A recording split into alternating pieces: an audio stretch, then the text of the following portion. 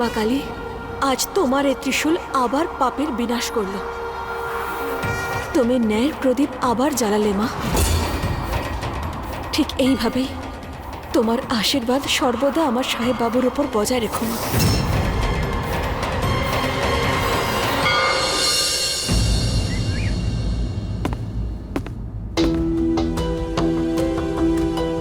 কাকিমা, কাকাবাবু আর সাহেব বাবু চলে এসেছেন।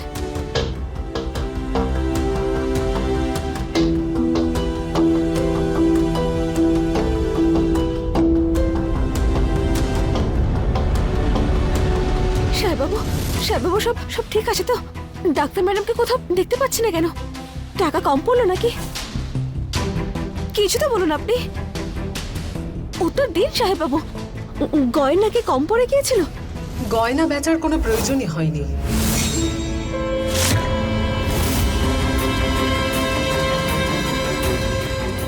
সেই সুযোগটাই হয়নি যাতে গয়না বিক্রি হয়।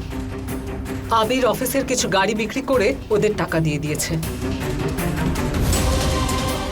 হ্যাঁ বিধি, আবির নিজের বাড়ির মহিলাদের গয়না বিক্রি করতে পারলো না। ওর কাছে এগুলো গয়না নয়, বরং তোমাদের সবার সম্মান।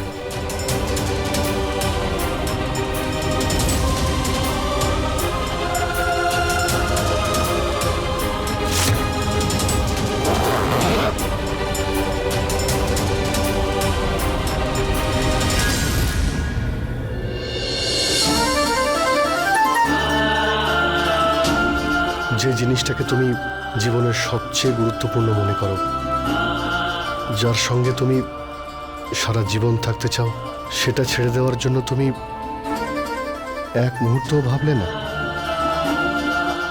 তোমার মঙ্গলসূত্রকে বিক্রি করে দিলে আজকে আমি নিজেকে ক্ষমা করতে পারতাম না বিধি, কখনোই না। নাও বিধি, পড়ে নাও এটাকে।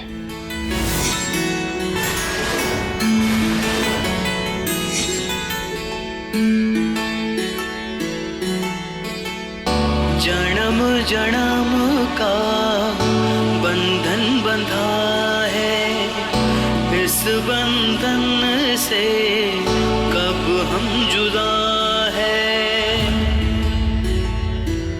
ओ जन्म जन्म का बंधन बंधा है, इस बंधन से कब हम जुदा।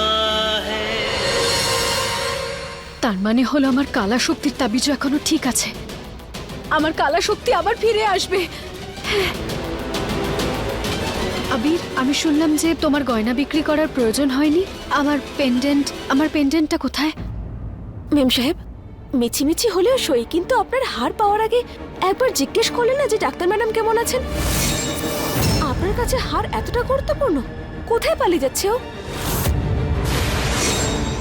তুমি নিজের মুখ বন্ধ রাখো। আবির, আমার ভীষণ আনন্দ হচ্ছে যে মা আবার ফিরে এসেছে, কিন্তু আমার ওই পেন্ডেন্টটা অনেক আগে, তাই আমি একটু ইমোশনাল হয়ে গেছি মা। আরে তখন আপনিই তো বললেন যে ওটা নকল, বাজার থেকে কিনেছেন আপনি। আরে তোমার প্রবলেমটা কি? আমি বাড়িতে এসে 2 মিনিটও হয়নি তুমি আবার শুরু হয়ে গেলে। কিছুক্ষণের জন্য চুপ হয়ে যাও, এত কথা কিসের? প্লিজ ত্রিশলাকে এইভাবে বিরক্ত করো না। ওই লকেটটা এই বংশের, সেই কারণেই ও জিজ্ঞেস করছে। তোমার মতো মেয়ে এই সমস্ত জিনিসের দাম বুঝবে কি করে? কিছু আছে নাকি তোমার? আর বিধি, যারা প্রত্যেক মুহূর্তে রং পাল্টায় তাদের অন্যের স্বভাব নিয়ে কথা বলার কোনো অধিকার নেই। তোমার আসল রূপ কি সেটা কিন্তু আমরা সবাই জানি। সেজন্য ভালো এতেই হবে ত্রিশলার দিকে তুমি আঙুল তুলো না। মা, ওই পেন্ডেন্টটা নিয়ে নি আমি।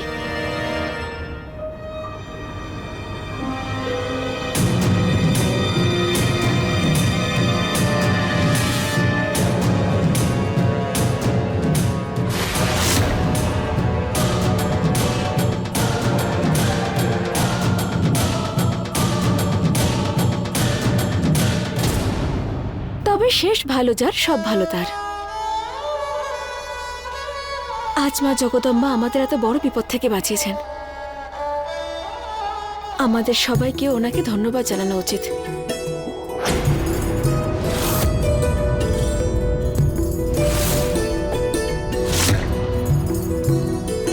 আপনারা গিয়ে খাবার খেয়ে নিন, আমি এক্ষুনি আসছি। হ্যাঁ হ্যাঁ, এবার চলো, আমার তো ভীষণ খিদে পেয়েছে। চলো খাওয়া দাওয়া করা যাক। হ্যাঁ হ্যাঁ চলো।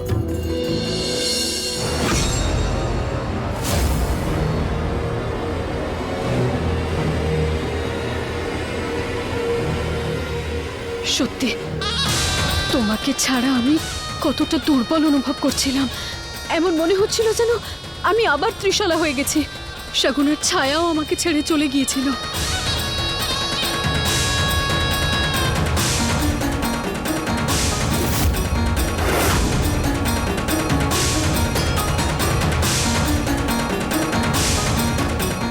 এবার আমি এর সব শক্তি ব্যবহার করে এই পরিবারের ধ্বংসের খেলা খেলবো।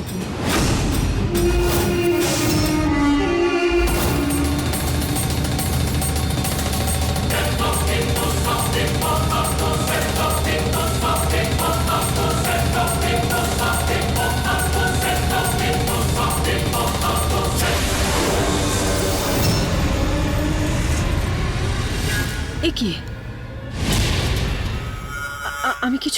আমি কিছু অনুভব করতে পারছি না কেন? না, এটা হতে পারে না। এই তাবিজ ওর জাদু দেখাচ্ছে না কেন?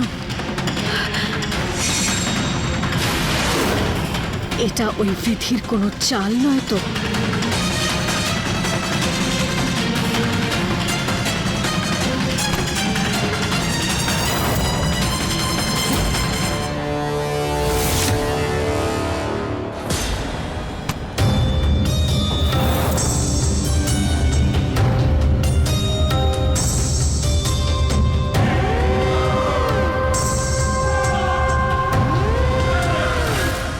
আজ পর্যন্ত ত্রিশালার রাগ আর ঘৃণা দেখেছো তুমি।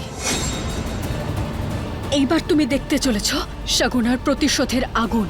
যদি তুমি আমাকে এটা না বলো যে আমার তাবিজ কোথায়। কি করেছো তুমি আমার তাবিজের সাথে? বলো বিধি, কি করেছো তুমি আমার তাবিজের সাথে? তাবিজ? কোন তাবিজ? আমি তো বুঝতেই পারছি না আপনি কি নিয়ে কথা বলছেন। একটু পরিষ্কার করে বলুন আমায়।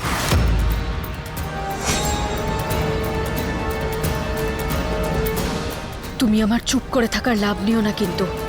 সত্যি করে বলো তুমি আমার তাবিজের সাথে কি করেছো বিধি? বলো, কেন আমি এই তাবিজের শক্তি অনুভব করতে পারছি না? বলো, কি করেছো তুমি আমার তাবিজের সাথে? বলো, কি করেছো?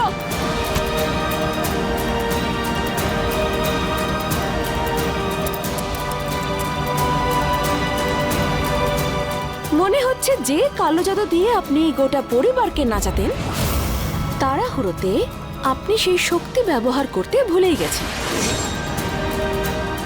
তোমার কি মনে হয় আমার এই শক্তি তোমার দুর্গা মায়ের ভজন, যে আমি খুব তাড়াতাড়ি ভুলে যাব? মা জগদম্বা তার সন্তানদের খেয়াল রাখেন, তাদের রক্ষা করেন, তাদেরকে পথ দেখানো নেই। ওনার ভালোবাসা কোনো ভজন বা কোনো পুজোর দাস হয় না। রইল বাকি প্রশ্ন কালো জাদুর। তো একবার মন থেকে আপনার ওই গলা টিপে দেওয়ার মতো ওই কালো জাদুটা করুন না। আপনি তো এসব ভালোই পারেন, তাই না?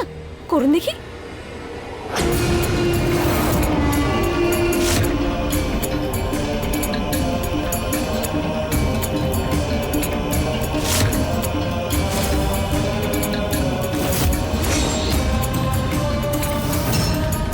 আমাকে ছেড়ে দিন, আমি দম নিতে পারছি না।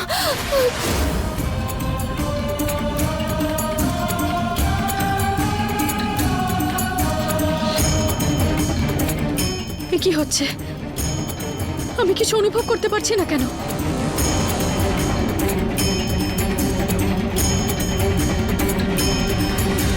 আপনি দেখছি খুবই সরল। আপনাকে ধোকা দিয়ে দিলাম আমি। আরে আমার গ্রামে আমাকে এমনি এমনি মীনা কুমারী বলে ডাকে না। মেম সাহেব, আপনি সত্যি জানতে চান তো যে আপনার এই তাবিজটা কাজ করছে না কেন? তাই আপনাকে আমি বলে দিচ্ছি, আপনার তাবিজও আপনার মতোই নকল। বদলে দিয়েছি আমি ওটা। কি? তাহলে আমার আসল তাবিজটা কোথায়? দাও, নইলে কিন্তু ভালো হবে না। নয়তো কি কি কি করতে পারবেন আপনি? কিচ্ছু করতে পারবেন না। আরে কিন্তু মেম সাহেব, আমি আপনি নাকি? আমি এভাবে কাউকে কষ্ট দেখতে পারি না। আমি আপনাকে দেখিয়ে দিচ্ছি যে আপনার তাবিজ কোথায়।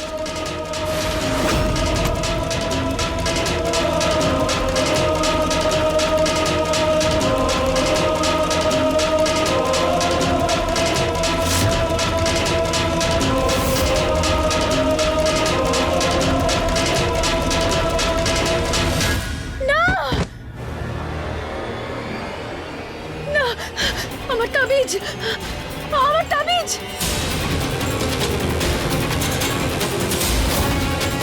তোমাকে এবার আমার মুখোমুখি হতে হবে। তোমার ঘৃণা এবার আমার ভালোবাসার সম্মুখীন হবে।